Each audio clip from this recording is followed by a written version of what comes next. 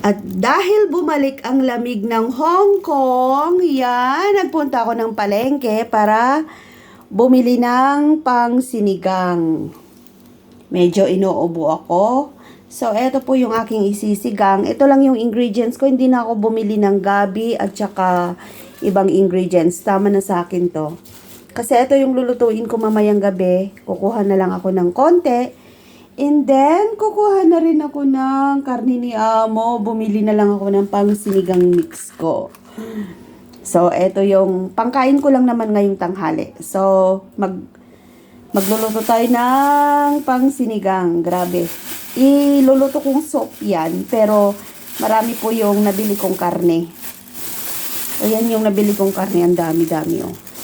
So, yung 3 piraso, ilalagay ko sa soup ni Amo. Yung 2 piraso, o kaya kasya na yung isa. Ako lang naman kakain pang tanghalian ko. So, gusto nyo? So, magluluto na ako. Sarap nito. Diba? Perfect. Ay, perfect yung aking pangsinigang. Pero gusto ko ng marami. Okay na tong 2. Diba? Sarap niya. O, sige na. Magluluto na ako. Hindi ko na i-share yung yung iluluto ko mamaya. Ay, ang sarap. Papakin ko na lang siya. Sarap. Ganito yung kanilang tawag dito, kangkong. Sarap niya. Sarap nito. Gustong gusto ko. Kahit di kumpleto yung ricado niya, basta mag-uulam ako ng sinigang today. Sarap, no? Paralan nga luto. Hindi ako marunong eh. Kaya, lulutuin ko na nga.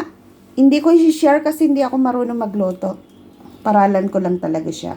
Ang sarap. So, hugasan natin yung karne at iluluto na natin. Dami oh. Dami.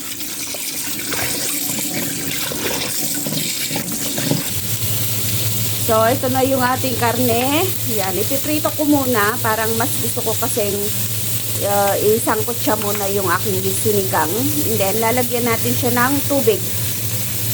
Diba? Sarap. Ang sarap. Yan, lagyan na natin. Pakukuluin natin ng matagal. Sarap nito. So, takpan ko muna to. Habang nagpapakulo tayo, maghihimay na tayo ng ating kangkong. Wow, ang sarap. Gusto ko siya. Ilalagay ko na pala yung ating sibuyas. Lalagyan ko siya ng sibuyas. Gusto ko may sibuyas siya. Sarap nito. Lakasan ko yung apoy. Takpan ko muna siya. So, maghihimay na ako ng ating kangkong. Lalagyan na natin ng pampalasa yung ating sinigang. So, bisitahin natin. Open. Wow! Ang sarap. Kunti na lang yung kanyang sabaw. So, lalagyan ko muna siya ng paminta.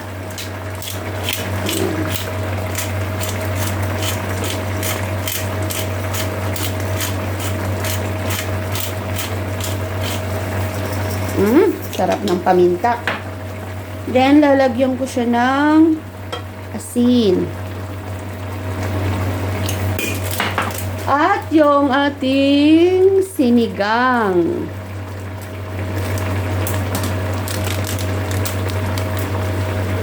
So, ilalagay ko siya dito. Baka mapadami yung mailagay natin. Hindi ko ilalagay lahat. So, titimplahin muna natin kung maasim or wow! Sarap nito.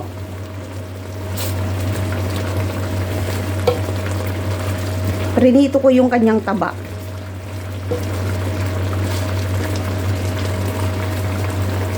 So, gusto ko siyang tikman.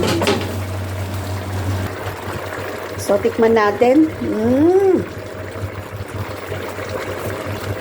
Wow, sarap ng pagkaasim. Grabe.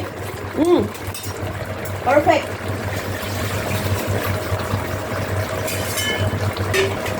So, ilalagay ko na yung ating kangkong. Yan, sarap ng ating ulam. Diba? Perfect na yung ating ulam. Ito yung tanghalian ko ngayon.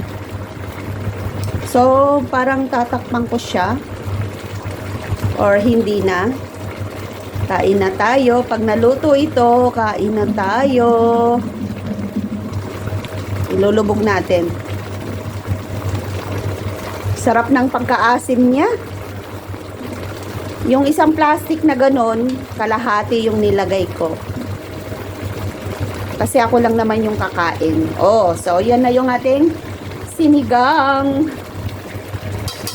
Diba? Ang sarap. Perfect yung ating sinigang.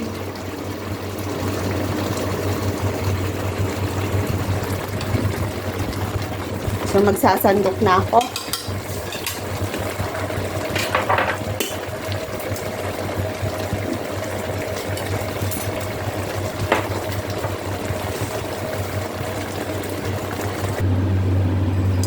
So, ito na yung ating sinigang. Ang sarap. Yan. Sarap talaga. O, diba?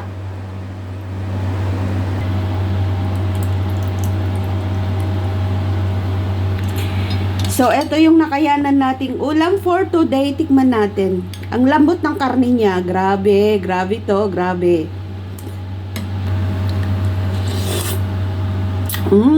Sarap. Kain tayo. So, ito yung katumbas ng ating sinigang. Oh, isang bowl na kanin. Sarap kumain.